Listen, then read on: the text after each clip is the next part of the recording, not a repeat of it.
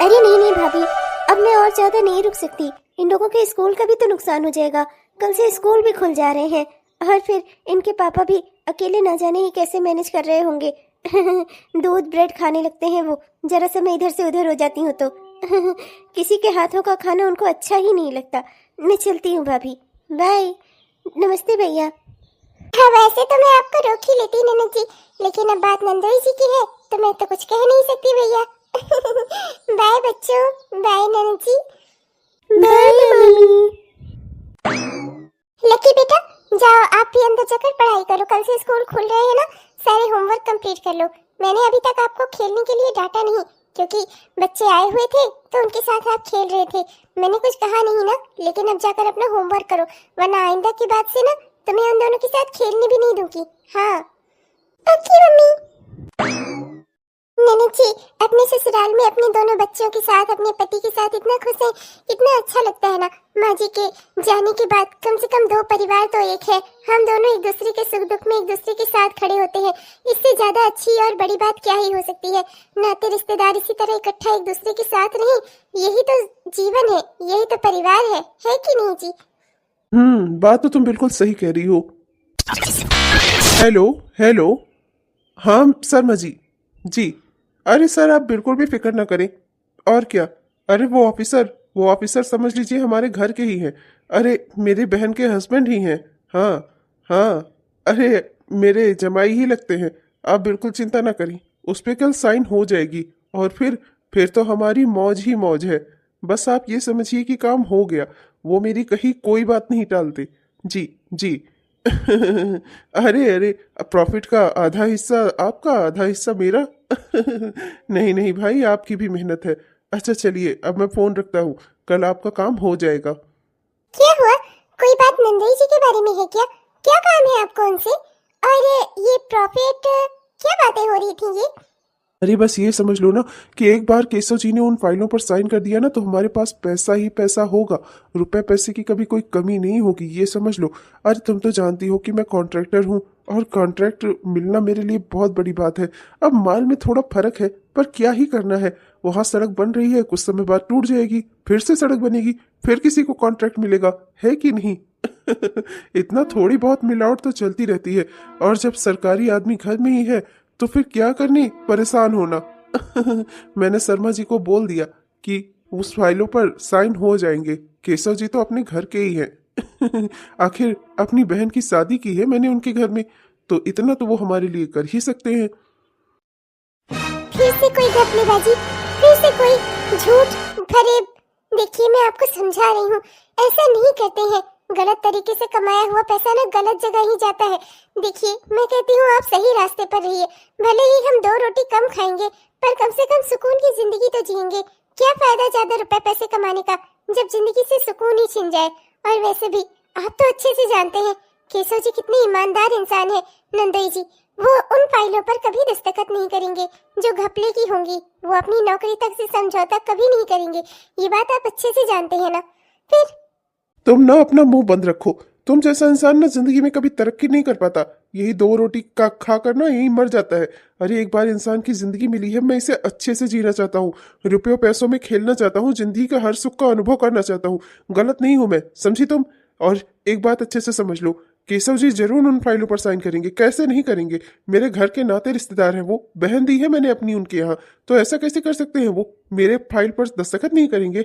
अरे घर वाले अगर घर वालों के काम नहीं आएंगे तो क्या बाहर वाले आएंगे? वो ऐसा भरगिज नहीं करेंगे।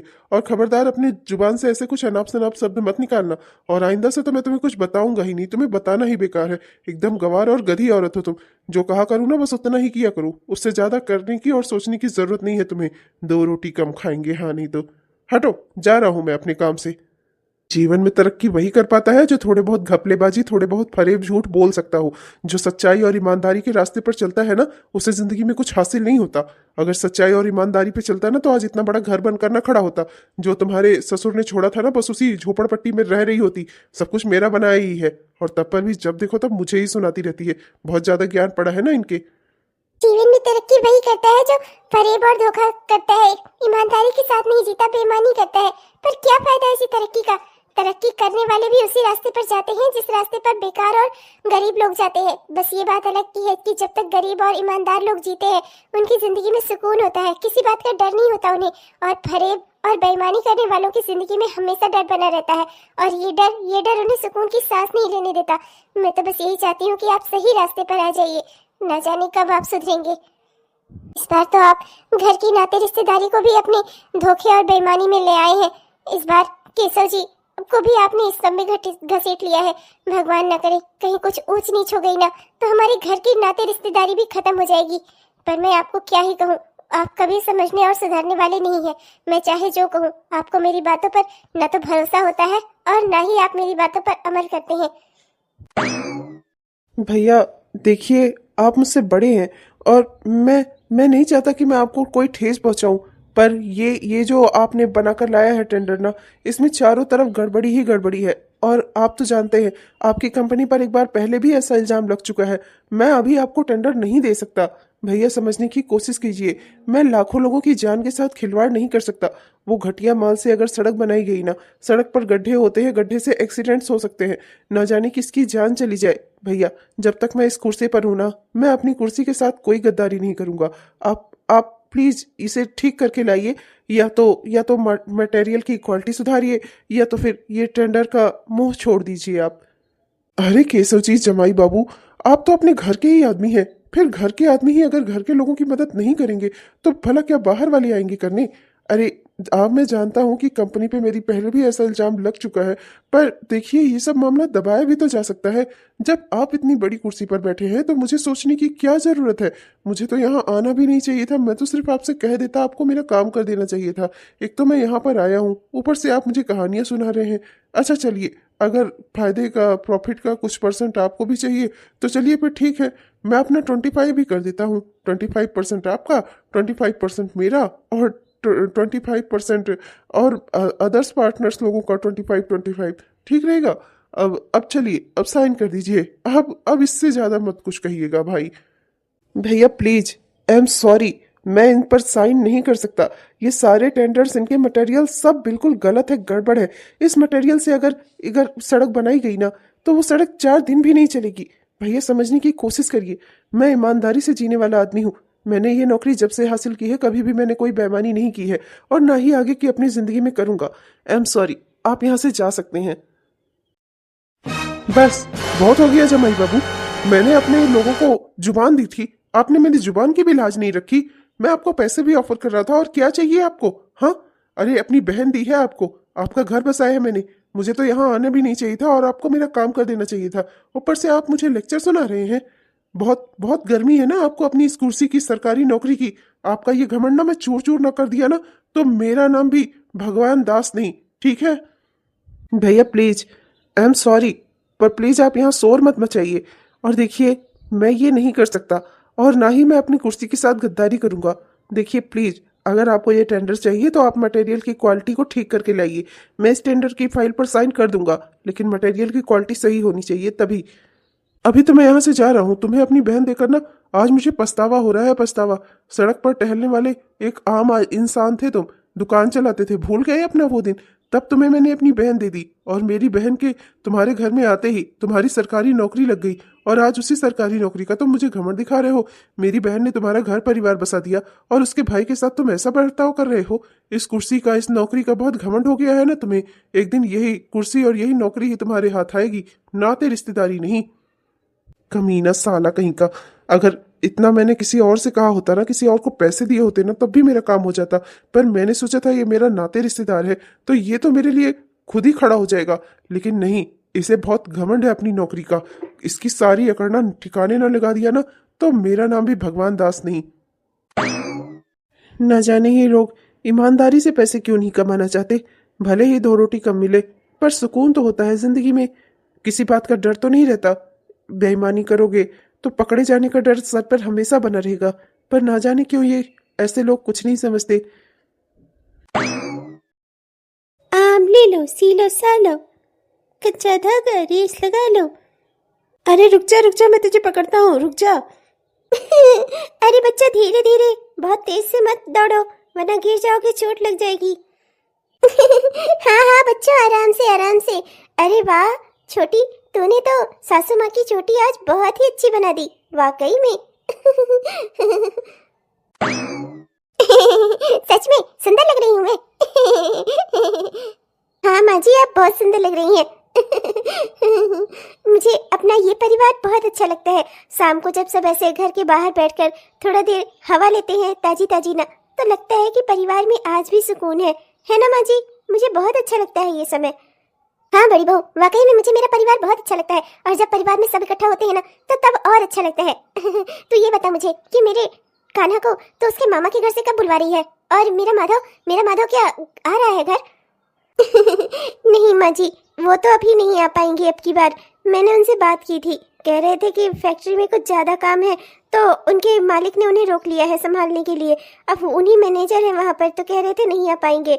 और कान्हा अपने मामा के घर से कह रहा था आने के लिए, पर उसके मामा ने कहा है कि अभी 2-4 रोज और रह लेने दो, फिर मैं ले आकर पहुँचा दूंगा।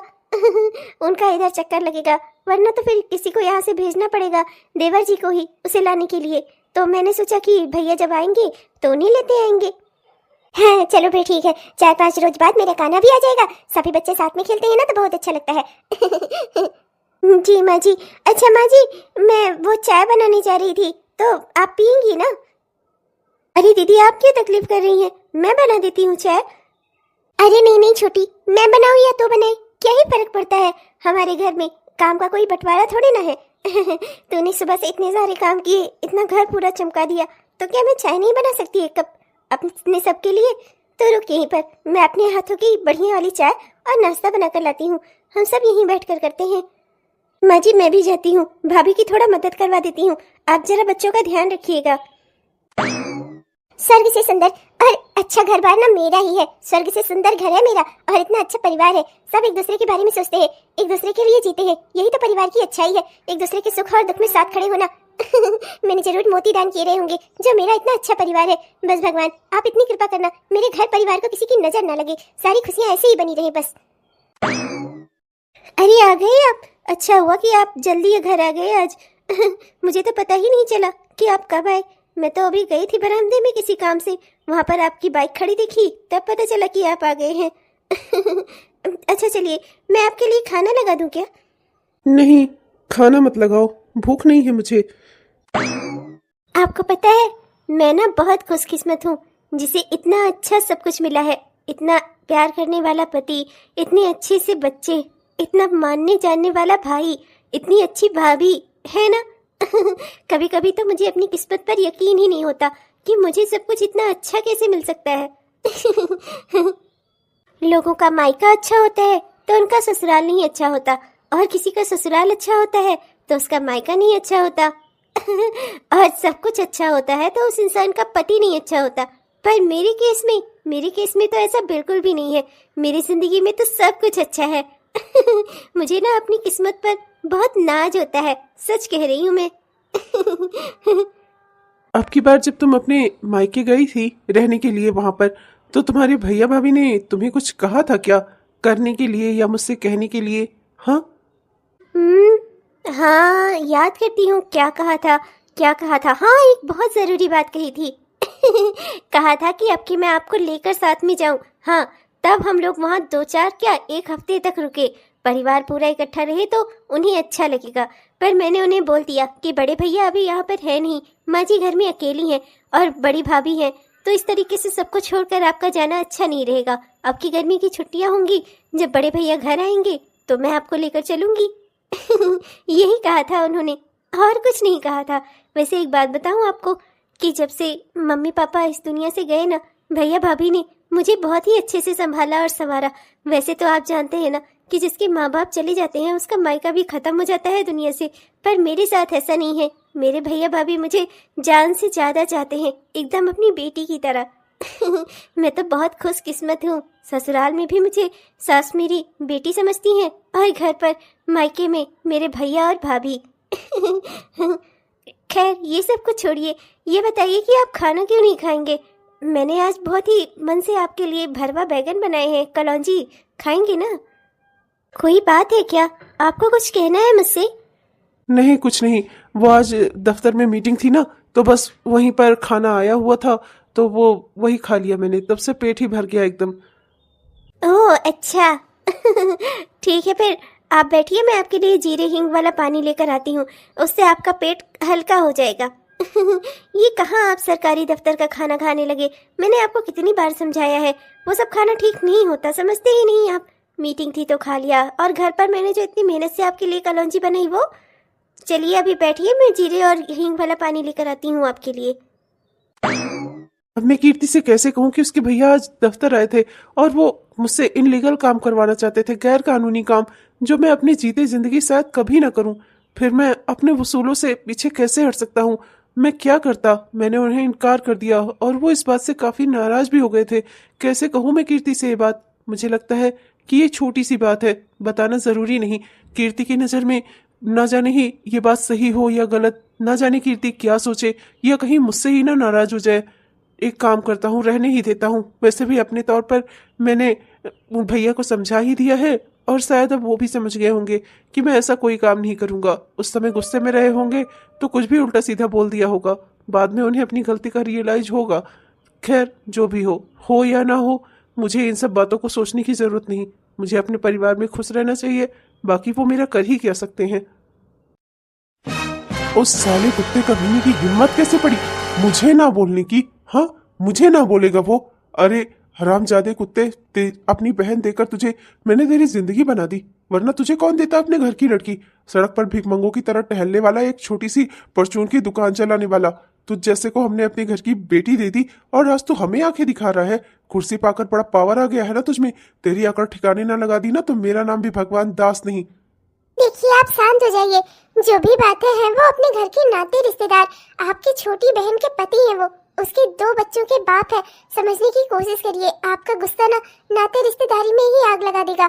कहीं ऐसा ना हो कि जिंदगी भर आपको अपनी बहन की शक्ल देखने को भी ना मिले। समझिए मेरी बात को।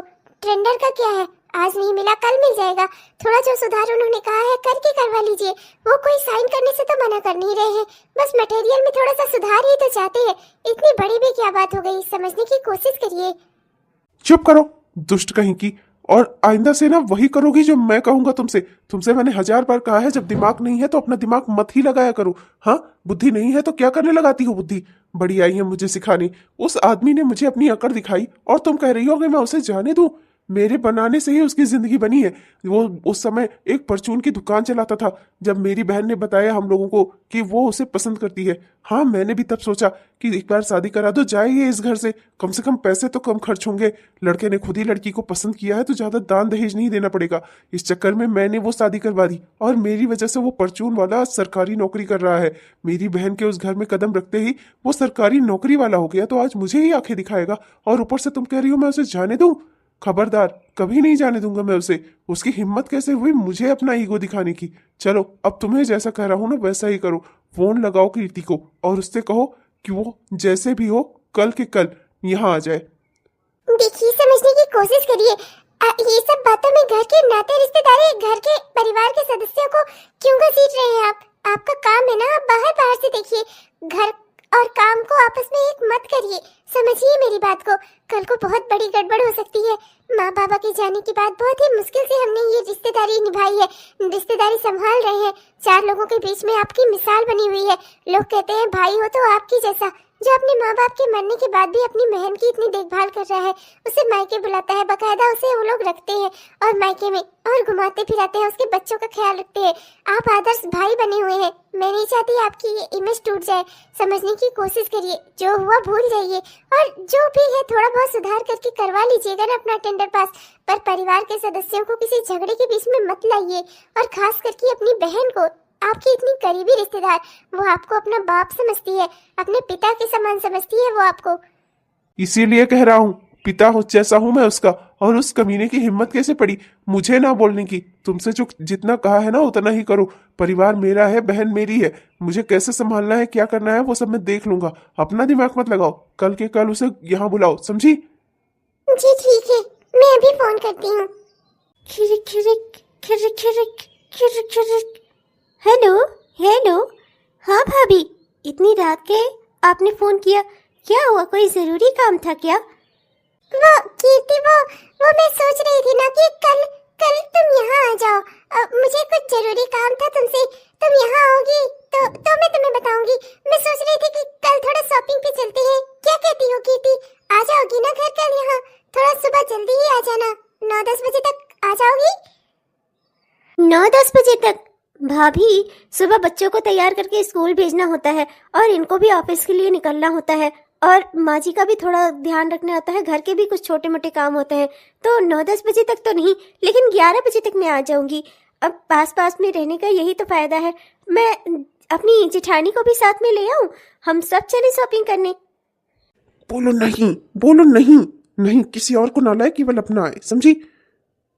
नहीं कीर्ति, वो मैं कह रही थी अगर तुम अपनी जेठानी को भी ले आओगी तो शॉपिंग करने में तो हमें मजा आएगा, पर माँ जी तुम्हारे घर पे अकेली रह जाएंगी।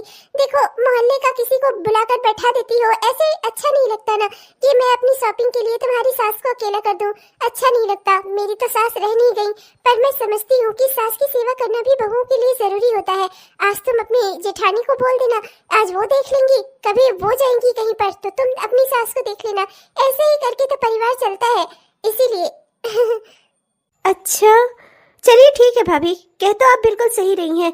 हाँ, घर वालों की जितनी सेवा बाहर वाले 2-3 घंटे भी रुक के नहीं कर सकते। सही कह रही हैं आप, किसी और के भरोसे अपनी माँ जी को छोड़ना ठीक नहीं है। ठीक है, फिर मैं कल 11 बजे तक आ जाऊंगी घर। ओके भाभी, अच्छा मैं फ़ोन रखती हूँ। वो क्या है ना कि इनको दूध भी देना है, मैं फ़ोन रखती हूँ। हाँ ठीक है कीर्ति, गुड नाइट। पर आप मुझे बताएंगे कि आप कीर्ति को यहाँ पर क्यों बुला रहे हैं? आखिर आप करने क्या वाले हैं? कीर्ति का यहाँ आने से क्या वास्ता है आपका बदला पूरा होने से? बताइए ना, मुझे बताइए ना कि आखिर आप करना क्या चाहते हैं? क्या करने वाले हैं आप? क्या प्लान है आपका? वास्ता तो मेरा बहुत गहरा है जान। तुमने मेरा काम कर दिया, मैं तुम पर खुश हुआ। तुम अपने बेटे के साथ इस घर में अब रह सकती हो, और खबरदार कभी जो तुमने मेरी खिलाफत करने की या मेरी बात की बगावत करने की कोशिश की तो तुम्हें तुम्हारे बेटे के साथ ना मायके फेंकाऊंगा, फिर अपनी अम्मा के छाती पर ना बैठकर मूंग धरना तुम। अगर इस परिवार में मेरे साथ रहना चाहती हो ना तो जो जो मैं बोलूं वही वही करो। अब कल कीर्ति यहाँ आएगी और कल से उसकी ट्रेनिंग शुरू हो जाएगी, समझी तुम? अब तुम्हें उसे वही कहना है जो मैं तुमसे कहूंगा, समझी? न जाने ये क्या करने वाले हैं। इनको इस बात का भी डर नहीं लग रहा है कि कीर्ति इनकी इकलौती बहन है। अगर कुछ ऊंच नीच हो गई ना तो कल को ये लोगों को, समाज को क्या जवाब देंगे, और सबसे पहले ये खुद को क्या जवाब देंगे?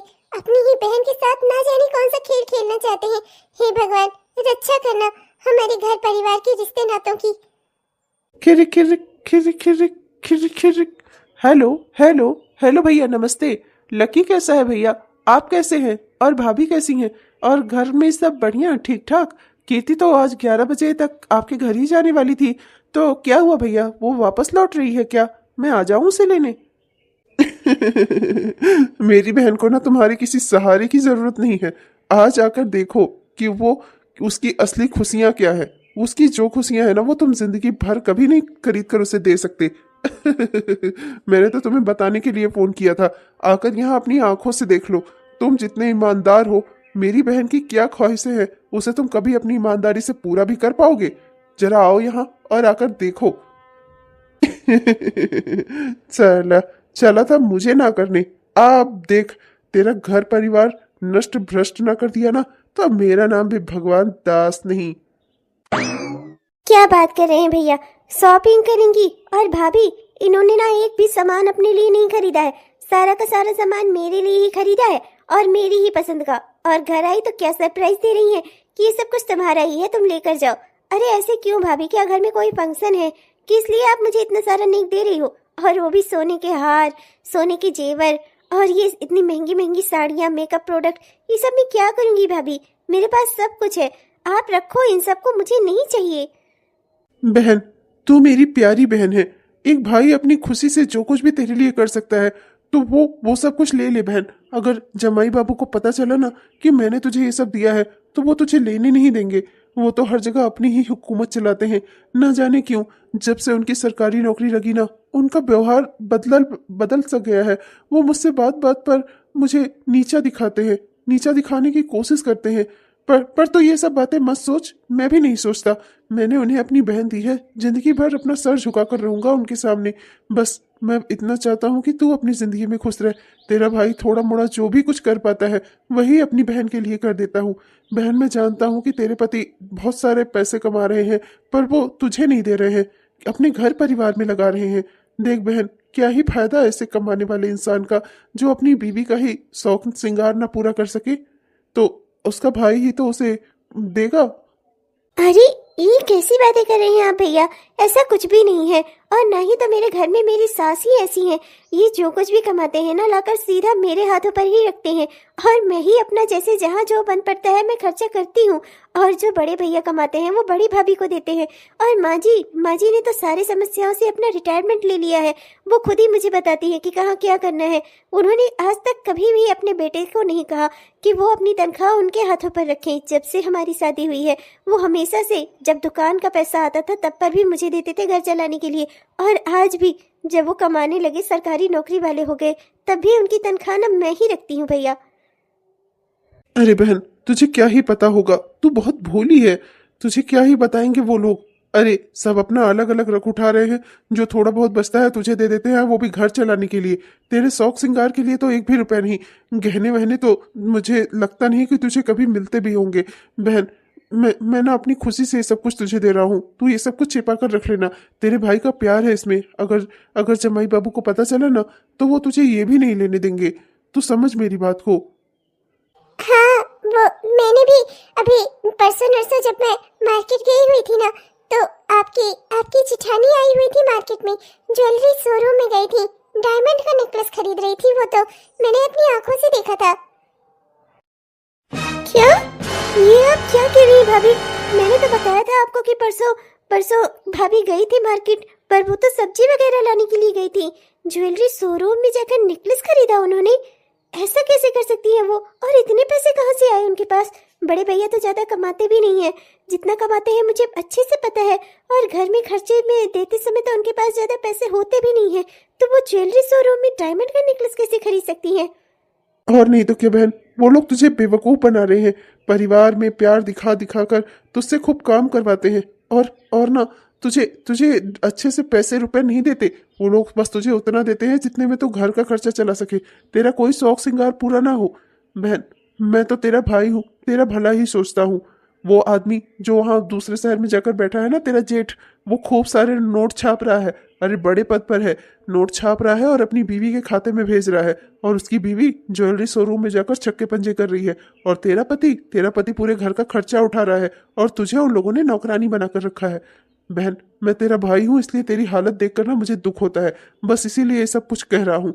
खैर, मुझे नहीं चाहिए कि तू अपने घर परिवार में लड़ झगड़, मैं बस इतना चाहता हूँ कि तू बस खुश रहे।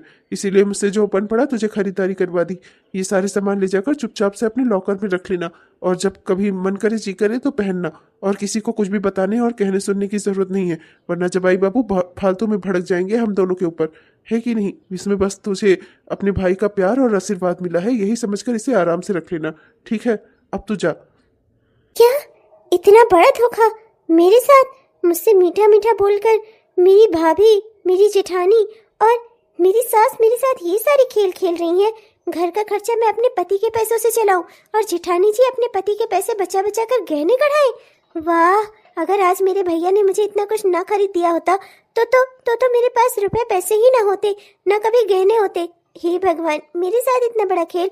मेरे पति भी सरकारी नौकरी वाले हैं, पर आज तक वाकई में उन्होंने मुझे एक ज्वेलरी बनवा कर नहीं दी। सही बात है, ये सब कुछ सही है। हर कोई मुझे उस घर में पागल समझ रहा है, पर अब ना मैं पागल बनकर रहूंगी नहीं। कीर्ति, चलो घर चलो, अब बहुत लेट नहीं हो गया है, शाम के 6 बज रहे हैं, बच्चे घर पर आ गए हैं। बड़ी भाभी उन्हें कब तक संभालेंगी? उनका फोन आया था मेरे पास, बच्चों तुम्हें याद कर रहे हैं, और उन्होंने कहा कि मैं तुम्हें जाकर मायके से तुम्हारे लिए लाऊं। और ये सब क्या है? इतनी सारी खरीदारी क्या की है तुमने? मैंने तो तुम्हें इतने पैसे भी नहीं दिए थे। क्या है इन सब बैग्स में? हाँ, कुछ मेरी जरूरत के, मेरी इच्छा के सामान है जो आप मुझे कभी नहीं दिला सकते। अगर मुझे मिले हैं तो अब आपको परेशानी क्यों हो रही है? ये सारे मेरे सामान है, मैंने खरीदे इन्हें अपनी पसंद से, इन्हें मैं लेकर अपने घर चलूंगी। कीर्ति, कैसी बातें कर रही हो? ये सामान यहीं रखो, मैं अच्छे से समझ रहा हूँ ये सब तुम्हें क्यों दिए जा रहे हैं। रखो ये सारे सामान यहाँ पर, और मैं तुम्हें पैसे दूंगा, तुम मुझसे शॉपिंग कर लेना। ये सब सामान रखो यहाँ पर और अपने घर चलो, समझी? नहीं, नहीं रखूंगी मैं ये सामान यहाँ पर। ये सामान मेरे हैं, मेरे भाई ने मुझे इतने प्यार से खरीदवाए हैं। मैं इन्हें यहाँ क्यों रखूं? मैं इन्हें लेकर अपने घर चलूंगी। वैसे भी आपकी औकात तो है नहीं मुझे ये सब कुछ खरीद कर देने की। आप तो बस अपना घर परिवार चलाइए, और अगर मुझे बाहर से मिल रहे हैं तो मैं बाहर से भी ना लूं। आखिर आप चाहते क्या है? कीर्ति, समझ में भी आ रहा है तुम्हारे? क्या बकवास कर रही हो, क्या बोल रही हो? मैंने तुम्हें ऐसा कभी नहीं जाना था। तुम कब से रुपए पैसे के पीछे भागने लगी? हाँ, रखो ये सारा सामान और अपने घर चलो, समझी? और बार बार तुम्हें यहाँ आने की जरूरत नहीं है, चलो। नहीं, नहीं रखूंगी मैं ये सामान यहाँ पर। क्यों रखूं मैं? ये सब मेरे पसंद के हैं। मेरे भाई ने मुझे सोने की जेवर दिलाए हैं। सोने की जेवर दिला सकते हैं आप? अरे सोने का तो छोड़िए, आप तो मुझे चांदी की पायल तक नहीं खरीदवा सकती। थू है ऐसी सरकारी नौकरी पर जिसमें मैं ठीक से ना खा पा रही हूँ ना पहन पा रही हूँ। आप बस अपने घर परिवार का और अपनी माँ का खर्चा उठाइए। अपनी माँ का ऑपरेशन कराना है, ये कराना है, वो कराना है। जिंदगी भर कॉम्प्रोमाइज में ही बीत जा रही है मेरी। बस बहुत हो गया, अब मैं इससे ज्यादा कॉम्प्रोमाइज और नहीं कर सकती। कीर्ति, तुम जानती हो ना कि अभी मेरे पास मजबूरियां हैं। माँ का ऑपरेशन कराना है। एक बार माँ का ऑपरेशन हो गया तो सब कुछ ठीक हो जाएगा। तुम समझ रही हो ना?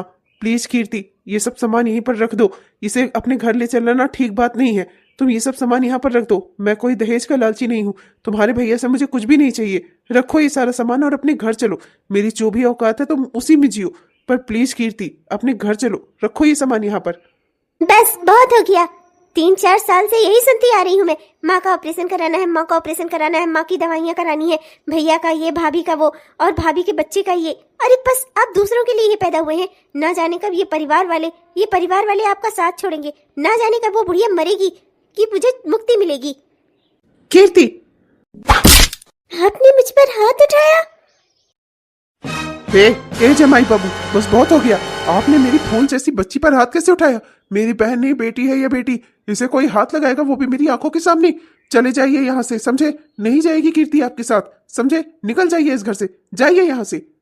आई एम सॉरी भैया, आई एम सॉरी कीर्ति। कीर्ति मुझे माफ कर दो, आई एम सो सॉरी। मैं गुस्से में आ गया था। तुम्हें भी तो माँ को ऐसा कुछ नहीं बोलना चाहिए था। कीर्ति मेरी बात समझने की कोशिश करो। कीर्ति अपने घर चलो। कीर्ति मैं तुम्हें सब समझा दूंगा। कीर्ति घर चलो। कोई सॉरी वारी नहीं। तुम्हारी हिम्मत कैसे हुई? मेरी बहन को मेरे ही आंखों के सामने, मेरे ही घर में थप्पड़ मार रहे हो तुम, और जब पीठ पीछे तुम इसे लेकर अपने घर जाते होगे तो न जाने ही क्या क्या करते होगे। निकलो, निकलो यहाँ से, समझे? तुम्हें तो मैं अब इस घर में क्या, इस घर के 2 मीटर के दायरे तक में कहीं नहीं आने दूंगा। कहीं नहीं दिखाई देनी चाहिए तुम मुझे। चलो जाओ यहाँ से, निकलो। नहीं भैया, 1 मिनट, मेरी बात तो सुनिए। कीर्ति, कीर्ति मेरी बात तो सुनो। कीर्ति, कुछ नहीं सुनना मुझे, कुछ नहीं सुनना। मेरी खुशियाँ जरा सी आपको बर्दाश्त नहीं होती। हाँ, मार रहे हैं आज आप मुझे। आज आपने अपने घर वालों के लिए मुझे थप्पड़ मारा है, कल आप उनके लिए मुझे जान से मार देंगे। नहीं सुनना मुझे आपकी बात। नहीं नहीं कीर्ति, मेरी बात तो सुनो।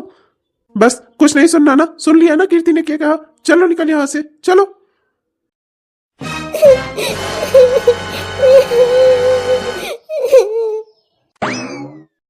कीर्ति, हे भगवान, ये सब कुछ क्या हो गया? मुझे नहीं पता था कि इनकी इतनी गहरी प्लानिंग है।